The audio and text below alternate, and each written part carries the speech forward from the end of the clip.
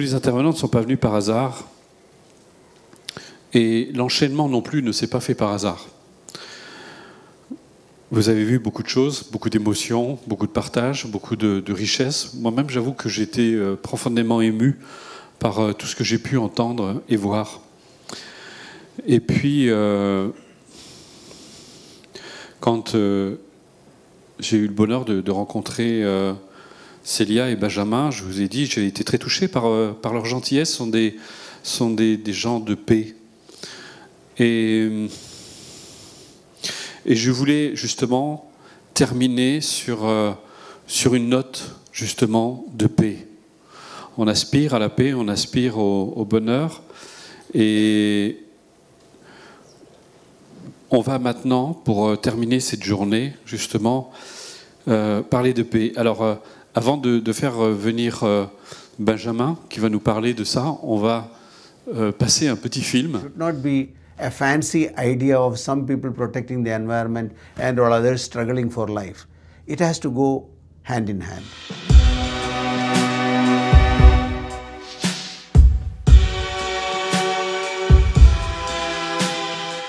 What is important is to convert the so-called weaknesses into strength.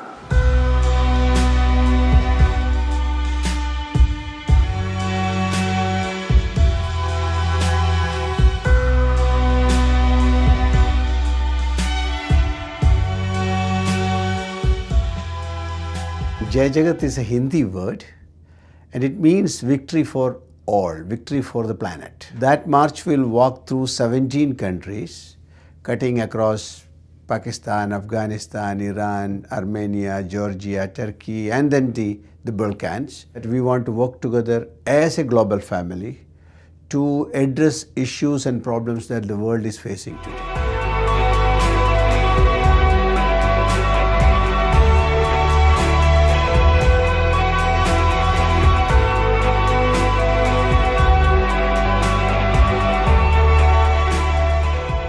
You must notice the land struggle in Brazil, the kind of land struggle in Colombia, the land struggle in India. In many parts of the world today, people are fighting for land. They want to cultivate food for their own subsistence, but then land is not available. Land is given to larger companies. Earth crisis is the result of the way we are driving our economy, the way we are allowing some people to accumulate wealth, the way we are allowing injustice to perpetuate, which will ultimately lead to conflict and violence. You know, Gandhi said there is enough for everyone's need and not enough for anybody's greed. So this is a greed-need battle, and one need to revisit this model and try to see how a need-based model of development can be established so that everybody can live in peace.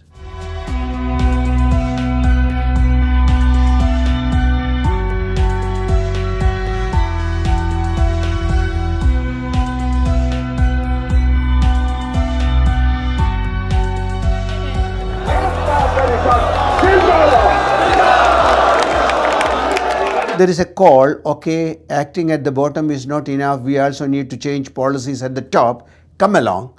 So people just start walking from their villages and joining this long march. So what we have learned, an organization that is trying to solve problems at the micro level can also be an instrument to solve problems at the macro level.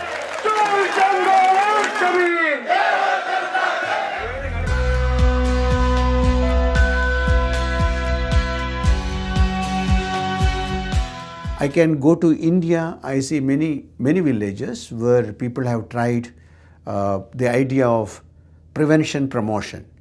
All that what we need to prevent. We should prevent fertilizer and chemicals coming to our community. We should prevent multinational products coming into our community. And we need to promote cooperative society, we need to promote common grain bank, we need to promote organic farming. And I can also see a lot of interesting things happening in Europe. It is not only in Africa, Latin America and Asia. Like the idea of transition cities or transition economy.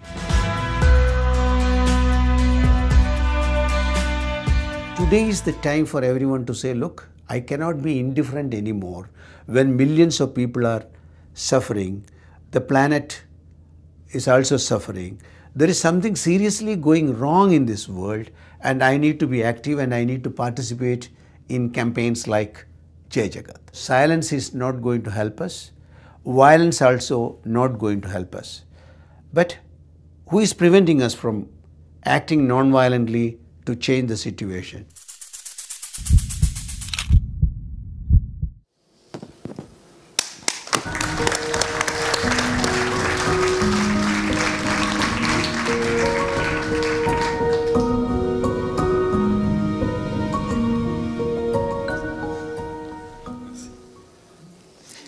Donc, merci Bruno, merci Nathalie, vraiment merci de me donner l'occasion de présenter cette campagne assez formidable maintenant, cette fin de journée. Tout d'abord, j'imagine que vu toutes les informations qu'on a reçues toute la journée, peut-être que certains d'entre vous sont un peu fatigués, ont besoin de se remotiver un peu. Donc, je vais encore donner pas mal d'informations. Donc, s'il vous plaît, si je vais trop vite ou s'il y a des choses qui vous échappent, n'hésitez pas à m'interrompre parce que je vais vous parler d'une histoire qui peut paraître lointaine parce qu'elle débute en Inde. Mais en fait, ça nous concerne vraiment toutes et tous et c'est quelque chose qui, j'espère, va pouvoir, à la fin de mon intervention et même après cette vidéo assez courte mais assez percutante que vous venez de voir, résonner à un moment ou à un autre en chacun d'entre vous. Parce que ce qu'on a vu tout au long de la journée, je remercie vraiment tous les intervenants et principalement les intervenantes pour la qualité de leur intervention, c'est qu'à l'échelle individuelle, il y avait une prise de conscience qui était en train d'exister et beaucoup de gens étaient en train de changer à l'échelon individuel leur façon de s'alimenter, leur façon de regarder le monde, leur façon de se comporter vis-à-vis des autres. Mais il s'agit également d'agir à l'échelle collective. Il s'agit de passer de cette échelle individuelle à l'échelle collective. Je me souviens vous devez, la plupart d'entre vous dans cette salle, vous en souvenir aussi, quand Nicolas Hulot a démissionné il y a quelques mois, pour celles et ceux qui l'ont entendu sur France Inter, quand il a expliqué qu'il avait cru jusque-là en la politique des petits pas, mais qu'il était arrivé au bout de cette logique des petits pas. Il s'apercevait que les petits pas et les changements individuels n'étaient pas suffisants face à une force collective qui, à l'échelle de la planète, était en train de tout détruire à une échelle trop rapide. Donc, ce que je vais essayer de faire, c'est de vous parler de cette campagne Jai Jagat et d'espérer vous donner un espoir pour montrer qu'il y a aussi des gens qui veulent que leur changement individuel s'organise également collectivement et que finalement, collectivement, on a peut-être, par le biais de cette campagne, mais par le biais d'autres actions du même genre, la possibilité de sauver le monde. Moi-même, personnellement, je crois aujourd'hui en l'effondrement, mais peu importe le fait que j'y crois ou je n'y crois pas, ce qui est important, c'est de savoir si on peut préparer à la résilience les générations qui viennent et comment est-ce que collectivement on peut commencer à s'organiser pour ne pas sombrer tous dans le désespoir. Donc il y a une phrase que j'adore du poète Hölderlin qui est un poète autrichien du 19e siècle et qui dit « Là où croit le péril, croit aussi ce qui le sauve ». Là où croit le péril, croit aussi ce qui le sauve. Donc je crois qu'on est en plein là-dedans. Il y a partout sur la planète des raisons de s'inquiéter, mais il y a aussi partout sur la planète plein de gens qui agissent et qui donnent des raisons d'espérer. Et notamment, moi personnellement, quelqu'un comme Raja Gopal me donne d'immenses raisons d'espérer. Alors, pour vous raconter cette histoire, il faut que je commence par raconter la vie de ce monsieur, donc, qui s'appelle Raja Gopal, et de son organisation extraordinaire qui s'appelle Ekta Parishad, qui, moi, est une organisation qui, en la rencontrant à la fin de mes études, au début des années 2000, lors de mon premier voyage important en plus à l'étranger, tout seul, quand j'ai rencontré Ekta Parishad, l'organisation dont parle Raja Gopal et qui est à l'origine de cette marche, ça a été un vrai choc émotionnel, et un choc d'engagement, mais au bon sens du terme. Comment dire, il a horreur qu'on l'appelle comme ça, mais c'est un peu quand même Raja Gopal, ce petit monsieur, qui en plus est très modeste et donc n'aimerait pas du tout que je dise ça, mais c'est le nouveau Gandhi, au sens où la phrase de Gandhi « Sois toi-même le changement que tu veux voir dans le monde », il essaye de se l'appliquer tous les jours, et donc avant de faire la leçon à qui que ce soit, il essaye d'abord de mettre en œuvre le message principal de Gandhi sur quand les journalistes demandaient à Gandhi à l'époque « mais finalement on ne comprend pas trop c'est quoi votre idée politique ». Il répondait toujours « ma vie est mon message, regardez ma vie, vous comprendrez mon message ». Et donc Raja Gopal essaye de faire la même chose. Donc il est né en 1948 et il était destiné à être chanteur et danseur de Kathakali. Or, pour ceux et celles qui connaissent, le Kathakali, c'est un théâtre du sud de l'Inde qui fait beaucoup de gestuels et de danse. Et donc, il se destine à faire ça. Et puis, adolescent, dans un voyage en train, il a découvert l'œuvre de Gandhi par des lectures et par des discussions avec des passagers du train. Et il a voulu voir si ça pouvait marcher, la non-violence telle qu'était prônée par Gandhi, de façon empirique et scientifique. C'est-à-dire, il a voulu la tester tout de suite sur le terrain. Et donc, dans les années 70, tout seul, il est parti dans la jungle du Madhya Pradesh. Alors, le Madhya Pradesh, c'est un État au centre de l'Inde qui fait à peu près la taille de 2 fois la France. Ça vous donne une idée de l'échelle de grandeur. Et à l'époque, on est dans les années 70, il y a ce qu'on appelle des daikots dans le Madhya Pradesh. Les daikots, c'était des bandits de grand chemin armés qui détroussaient les voyageurs qui traversaient l'État. Et ces bandits de grand chemin, Raja Gopal, juste en allant les voir un par un dans leur groupe, en négociant, en parlant avec eux, en essayant de les toucher, en leur parlant du message de Gandhi, a réussi, on est au milieu des années 70, à les convaincre de tous désarmer en même temps devant des portraits du Mahatma Gandhi. Et tout seul, il réussit à désarmer un peu plus de 500 personnes comme ça, devant des portraits du Mahatma qui vont ensuite se rendre dans les commissariats des localités. Et c'est comme ça qu'il commence à être un peu connu. Et sur ce, avec d'autres, ils fondent une organisation qui s'appelle Ekta Parishad, qui veut dire Forum de l'Unité.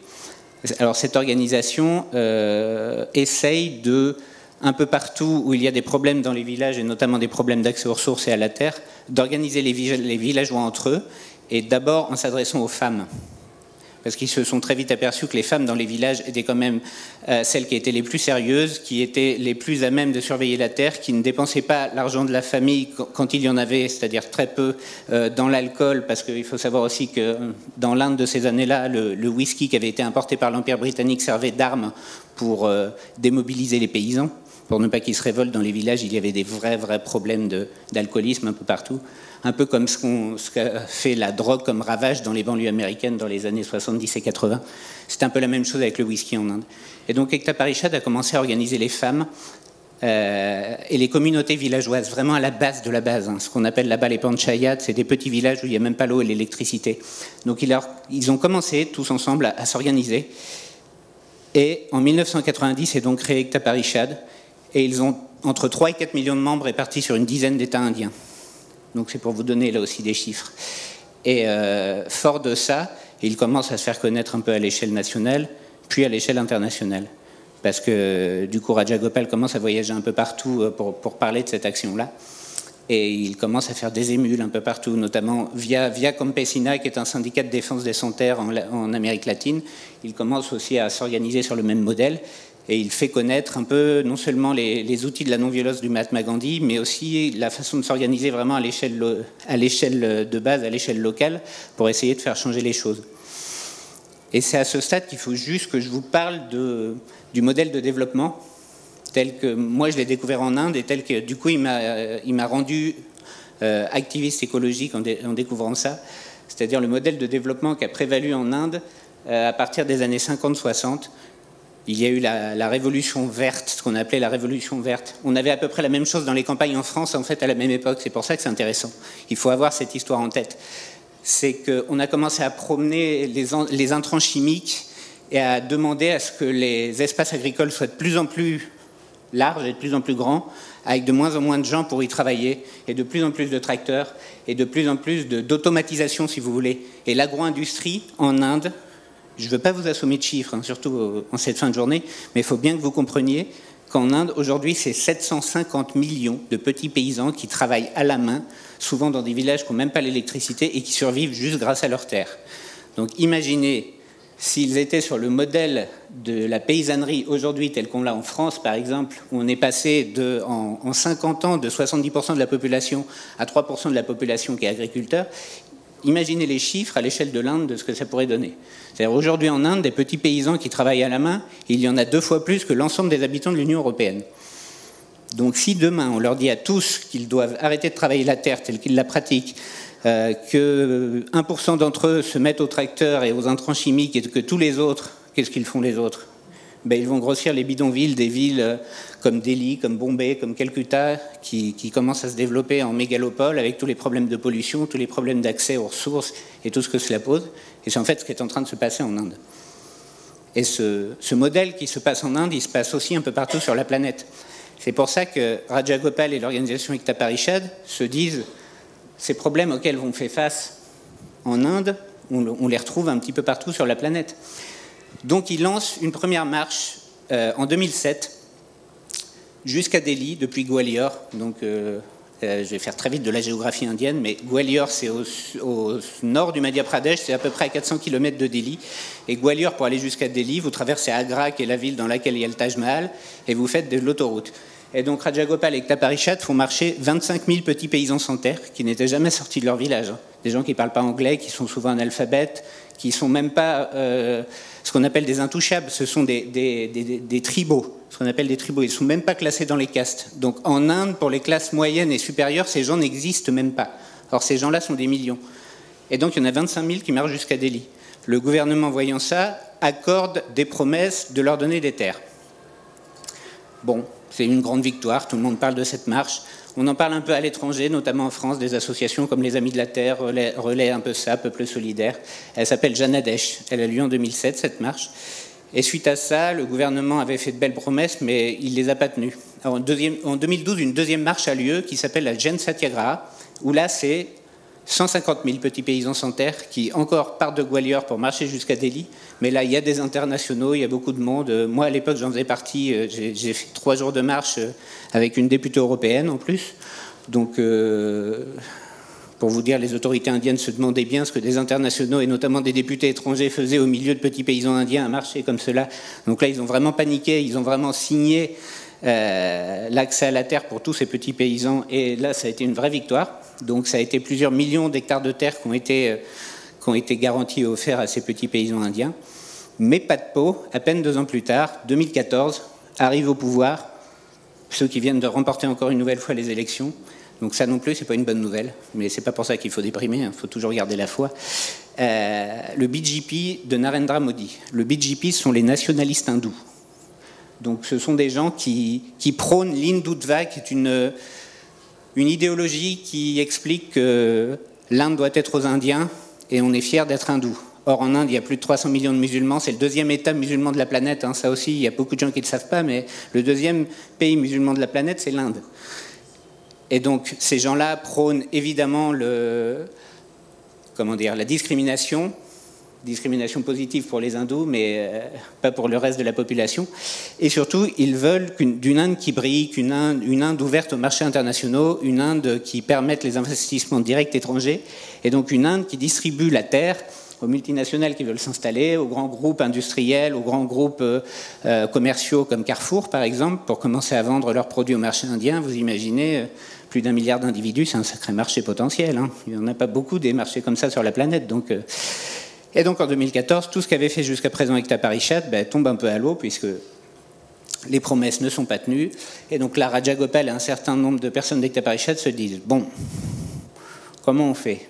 On va essayer de retourner parler au gouvernement. » Et là, le gouvernement indien, en plus, leur dit « Non, mais c'est pas nous, c'est pas notre faute. C'est à cause du FMI, c'est à cause de la Banque mondiale. Ce sont les institutions internationales, en fait, qui nous demandent de libéraliser la terre pour les investissements directs étrangers. » Et c'est pas faux.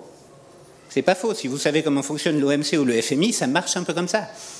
Mais ils ne le font jamais sans l'aval des États. C'est un peu comme quand on vous dit c'est la faute à l'Europe en ce moment en France. C'est pas vrai. C'est pas vrai. Ce sont les gouvernements qui ont le pouvoir dans la politique actuelle. Et donc quand un gouvernement veut, il peut changer les choses. Et donc c'est toujours très facile de dire c'est la faute des institutions internationales ou c'est la faute de l'Union européenne, quand les premiers responsables sont surtout les gouvernements pour l'application des politiques. Je ferme la parenthèse. Donc, Rajagopal et Ekta Parishad se disent « Bon, très bien, alors nous allons marcher jusqu'aux Nations Unies. Bon, est-ce qu'on va à New York ? Ah, il y a un océan à traverser quand même, c'est compliqué. Nous, on marche, mais on ne sait pas faire de bateau. Et puis, l'avion, on n'a pas trop les moyens. Donc, on va aller jusqu'à Genève. Et sur ce arrivent les objectifs de développement durable de l'agenda 2030. Alors, à ce stade, une petite question. Qui sait ce que c'est ? Qui connaît les ODD dans cette salle ? 3 personnes. C'est bien, mais ce n'est pas suffisant. Alors, qu'est-ce que ce sont les ODD ? Les objectifs de développement durable ont été adoptés par les Nations Unies, c'est-à-dire par nous tous, par l'ensemble des pays de la planète, 175 États. 193 États exactement, pardon, 193 États-nations les ont signés le 25 septembre 2015. Je m'en souviens bien, c'est le jour de la naissance de notre fille. Donc pour moi, c'était un signe aussi. Donc ces objectifs de développement durable engagent tous les pays sur 17 objectifs et 169 cibles qui sont très claires. Parmi elles, bon, il y en a qui sont très critiquables, mais il y en a d'autres qui sont très clairs, comme objectif 1, éradiquer la pauvreté. Il n'y a pas marqué baisser, il n'y a pas marqué essayer de lutter contre, il y a marqué éradiquer la pauvreté. Donc un texte juridique qui a été signé par la France aux Nations Unies, dans son premier objectif, demande d'éradiquer la pauvreté. Bon, ben, moi, personnellement, qui ai fait du droit en tant que juriste, ça m'intéresse, ce genre d'objectif. Ça veut dire que demain, on pourrait mettre dans la Constitution française, puisqu'on a signé ces objectifs de développement durable, on doit éradiquer la pauvreté. Donc, vous voyez un clochard en bas de chez vous, vous pouvez lui dire, portez plainte contre l'État français, vous n'avez pas le droit d'être clochard. L'État français a déclaré qu'il éradiquait la pauvreté. Donc, vous avez droit au minimum qui est dans les textes internationaux, c'est-à-dire un toit pour vous protéger et de quoi vous nourrir tous les jours. Donc, ces objectifs de développement durable engagent. Et ce sont des objectifs forts. Or, ici, personne ne les prend au sérieux. Or, ce petit Indien que vous avez vu dans le film et son organisation Ekta Parishad, eux, ils ont pris ces textes au sérieux. Et ils se sont dit, on va aller voir les Nations Unies, on va leur dire que nous, on veut que ces objectifs de développement durable soient appliqués, et on vient vous montrer comment le faire avec un mode de vie qui est beaucoup plus sobre en énergie que le vôtre, et on va vous expliquer qu'en fait, les pauvres que nous, on défend toute l'année, ont peut-être des choses à vous apprendre. Ils n'ont pas tant de choses que ça à vous réclamer, mais en fait, ils ont peut-être des choses à vous apprendre. Et notamment les principes de non-violence prônés par le Mahatma Gandhi. Et donc, cette aventure, moi, quand j'étais en Inde en 2015 et que Raja Gopal m'en a parlé pour la première fois, j'ai dit n'importe quoi, c'est complètement fou, ça ne peut pas marcher, on ne peut pas traverser... Et c'était en 2015, hein, aujourd'hui c'est pire. On ne peut pas traverser 17 pays comme ça. Enfin, les frontières sont de plus en plus fermées. Pour ceux un peu plus âgés dans cette salle... Vous avez dû lire Barjavel, les chemins de Katmandou, dans les années 70, c'était la fête. On partait d'ici en 2 chevaux, on allait jusqu'à Katmandou. Essayez de refaire la même chose aujourd'hui. Moi, je rêverais de le faire. J'ai rêvé toute mon adolescence de faire les chemins de Katmandou dans l'autre sens. Or, rien que traverser l'Iran aujourd'hui, traverser le Pakistan, traverser l'Afghanistan, sans parler même de l'Europe de l'Est. Donc, c'est un sacré défi qui est posé là, que Ekta Parishad veut remplir. Et pourtant, ils vont le faire. Ils vont partir le 2 octobre de cette année. Pourquoi le 2 octobre de cette année? Parce que c'est le 150e anniversaire du Mahatma Gandhi. Cette année, le 2 octobre.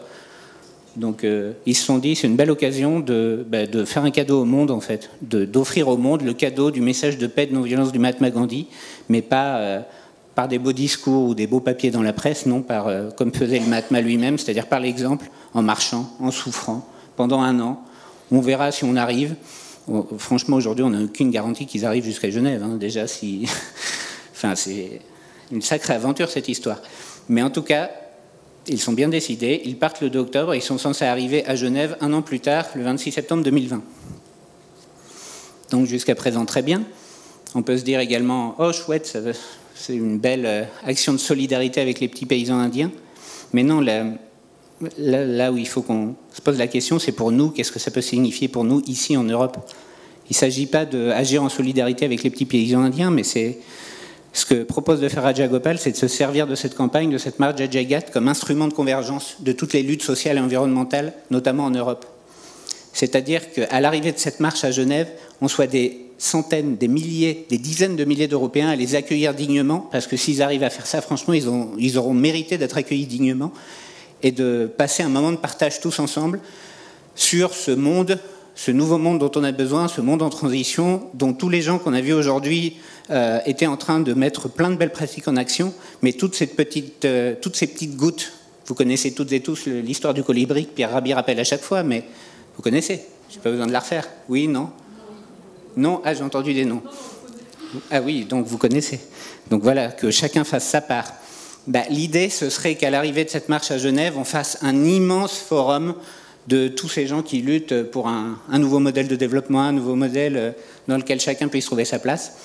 Et donc, c'est un peu ça l'idée, en fait. Ça serait que tout le monde se mette d'accord autour de la table et commence à dialoguer avec les Nations Unies sur comment est-ce que concrètement on peut mettre en œuvre ces jolis ODD et comment est-ce qu'on peut faire ça tous ensemble selon la technique de non-violence du Mahatma Gandhi. Mais il y a un gros obstacle en fait pour tout ça. C'est, à votre avis, c'est lequel? Parce que tout au long de la journée, on a vu plein de...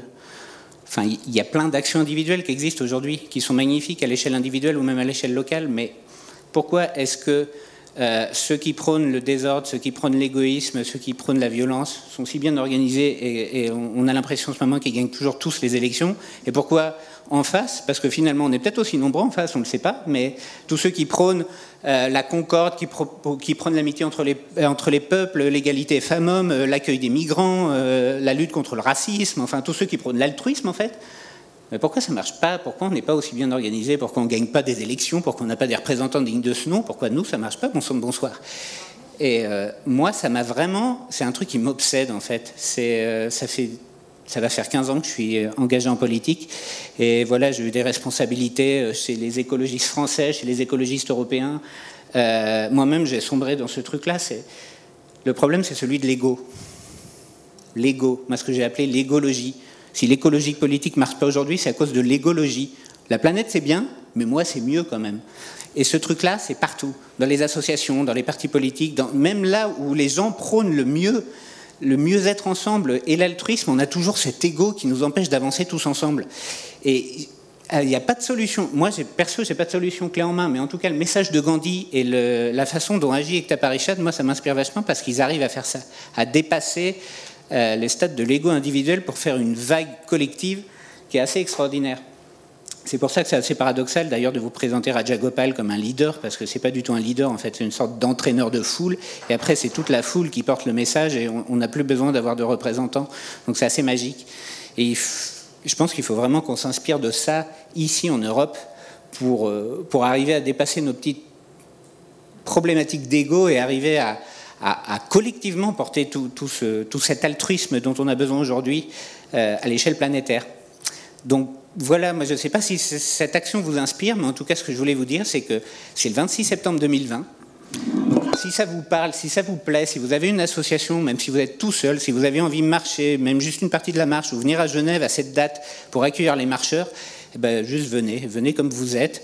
Et je vous promets que ce sera un moment festif, un moment de paix et de non-violence. Et de toute façon, en fait, on n'a pas trop le choix, parce que l'agenda 2030 des Nations Unies, et il a été adopté parce que ce soit la NASA, que ce soit les grands organes internationaux, que ce soit l'IPBES dont parlait Célia tout à l'heure, enfin tous les grands organismes internationaux, en fait, ils disent pas encore très fort, mais 2030, c'est le début de... Si on en croit Yves Cochet également, 2030, c'est vraiment le début de l'effondrement total de la civilisation. Donc, en fait, 2020-2030, c'est la dernière décennie où il faut qu'on s'organise tous ensemble, où on disparaîtra tous ensemble.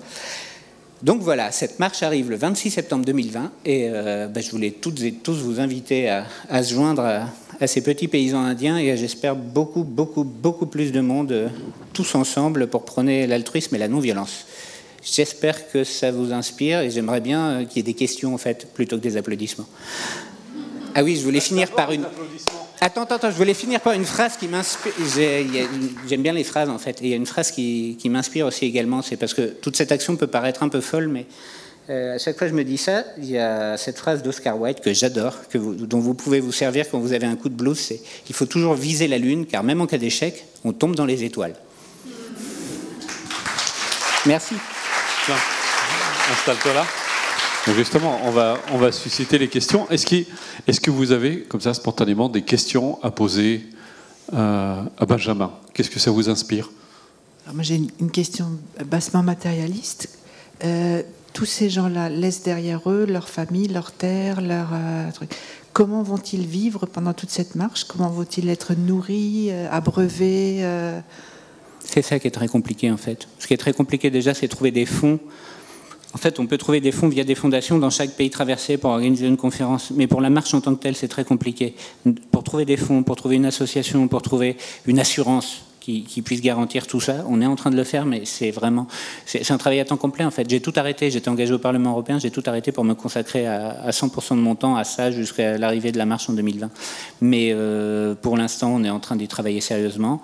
Mais c'est pour ça que le noyau de marcheurs vraiment le noyau principal qui partira de Delhi et qui ira jusqu'à Genève autour de Rajagopal et de son équipe, ça sera une centaine de personnes. Après, l'idée, c'est qu'il y ait plusieurs centaines d'autres qui se joignent à la marche pendant une partie ou une autre, aidés par des internationaux. Mais voilà, le core group, comme il dit, c'est 100 personnes. Moi, quand je t'ai entendu, il y a quelque chose qui m'est venu. Est-ce que notre société, notre civilisation, en fait, ne nous a pas rendus complètement dépendants de notre confort, au point de ne pas arriver à sortir de notre lit pour se bouger? Il y a de grandes chances, oui, tout à fait. Mais ça s'est étendu à l'échelle de la planète. Donc il ne faut pas croire qu'en Inde, c'est mieux et que c'est un pays très spirituel où les gens sont prêts à faire plus que nous. Les jeunes en Inde aujourd'hui sont confrontés à la même problématique. Ils ont tous un portable, ils passent tous leur journée derrière un écran sur les réseaux sociaux. Et arriver à faire marcher des gens comme ça pendant un an, de toute façon, c'est très compliqué. Donc, en tout cas, le message de Gandhi, du coup, est très, très, très pertinent pour le XXIe siècle. Il est sans doute encore plus pertinent aujourd'hui qu'il l'était à l'époque, en fait, quand il s'est levé contre l'Empire britannique. Je vous invite d'ailleurs à relire un livre comme Tous les hommes sont frères de Gandhi. Dedans, il y a plein de perles qui nous parlent vraiment à notre époque aujourd'hui. Et c'est toi qui citais Einstein tout à l'heure. Oui. Einstein, il a dit aussi, parce qu'il connaissait bien Gandhi, il avait dit une fois comme ça à des journalistes, vous ne vous rendez pas compte de qui était Gandhi. Mohandas Karamchand, lui, il l'appelait par son prénom, il l'appelait pas le Mahatma, parce que Mahatma, ça veut dire grand dame, et Gandhi lui-même, qui était modeste, n'aimait pas qu'on l'appelle comme ça. Einstein a dit à propos de Gandhi, je pense que dans les siècles qui viennent, personne ne croira qu'un être pareil ait foulé les pieds de notre terre. Ça se trouve, dans 500, 600, 700 ans, Gandhi sera une sorte de divinité, un peu comme Jésus. Ça se trouve, Jésus, c'était jamais qu'un Gandhi de l'époque, et qu'on lui vouera une religion, alors que vraiment, c'est pas ça qu'il voudrait. Gandhi, c'était avant tout un avocat, un communicant, et un type qui avait décidé de s'appliquer d'abord à lui-même tout ce qu'il voulait voir changer dans le monde après, donc qui avait, je pense, bien compris ce que c'était que l'altruisme.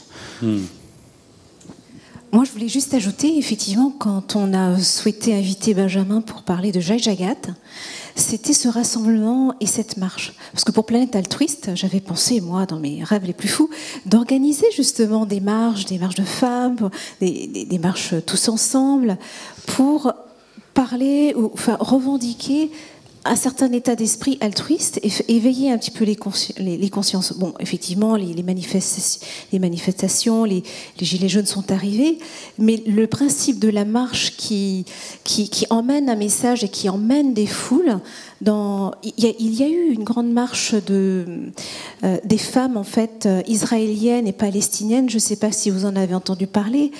Elles ont circulé comme ça, elles ont fait des grandes marches, elles étaient toutes habillées en blanc, c'était symbolique, mais j'ai trouvé ça très beau.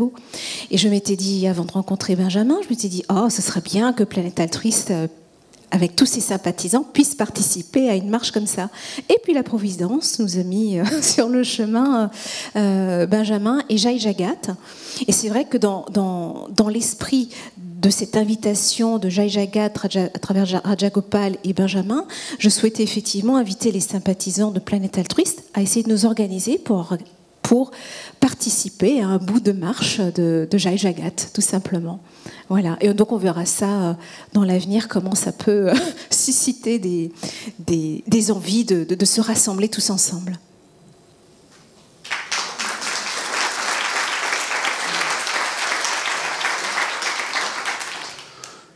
Je m'appelle Kone Ouma, je viens de la Côte d'Ivoire.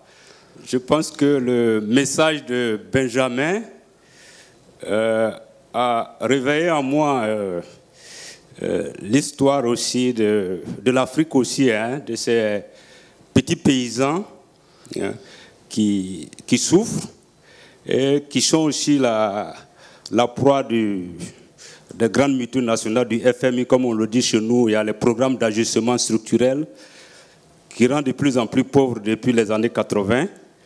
Donc, je pense que cette marche, je ne sais pas si le reste du monde, c'est-à-dire aussi les paysans d'Afrique, d'Amérique latine aussi, qui sont toujours dans cette problématique de la redistribution des terres et qui souffrent. Mais votre engagement, je pense que ça inspire beaucoup. Je pense que cette marche qui partira de l'Inde en octobre, j'ai espoir que ça puisse avoir un éveil des consciences sur le plan mondial. Parce que je me dis, tout le monde doit se sentir concerné, aussi bien en Afrique surtout, aussi bien en Amérique, hein, pour que ça puisse bouleverser les consciences et qu'on puisse changer de cap. Parce que la pauvreté, moi je la vis tous les jours avec la destruction de l'environnement. Je suis ingénieur, je travaille dans le domaine de l'eau potable. Vous savez, en Afrique, la pollution des sources d'eau, Bruno l'a dit, un mégot de cigarette, c'est 500 litres d'eau qui sont pollués. Donc en Afrique, on doit fournir de l'eau potable aux populations qui sont pauvres. Plus les sources d'eau sont polluées, plus on a du mal à les traiter, et plus le traitement coûte cher, et plus on ne peut pas les mettre à disposition à moindre coût. Donc la protection de l'environnement, pour moi en tant que spécialiste de l'eau potable dans mon pays, c'est protéger ces ressources, hein, pour qu'elles soient préservées et pour qu'elles soient disponibles à la grande majorité des populations d'Afrique qui souffrent et qui ont besoin, parce que l'eau c'est la source de vie, c'est la première ressource qu'on a pour se sentir bien d'abord. Donc cette journée, bon, je profite parce que j'ai le micro, hein, m'a beaucoup inspiré, hein, pour prendre des résolutions, hein, aussi dans mon travail aussi, parce que j'ai cette dimension en tant que responsable de l'eau potable de ces ressources en eau qui sont polluées chaque jour, et donc aujourd'hui en Afrique on a cette problématique qui fait qu'on n'arrive plus à traiter l'eau convenablement pour la mettre à la disposition. Donc les méthodes traditionnelles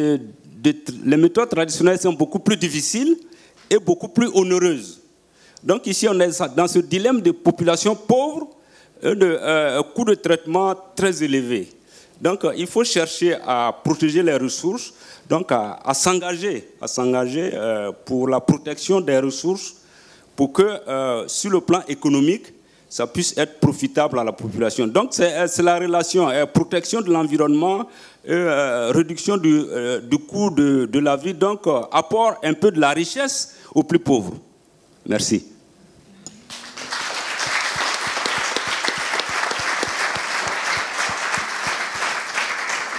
Juste pour vous répondre, parce que je ne l'ai pas dit, il y a une marche qui se prépare en Afrique qui va partir de Ziguinchor au Sénégal pour rejoindre Genève, qui va partir à peu près 3 mois après la marche principale.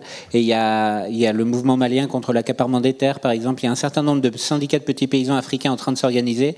Donc si vous avez des contacts que ça peut intéresser en Côte d'Ivoire, je vous en prie, you're welcome.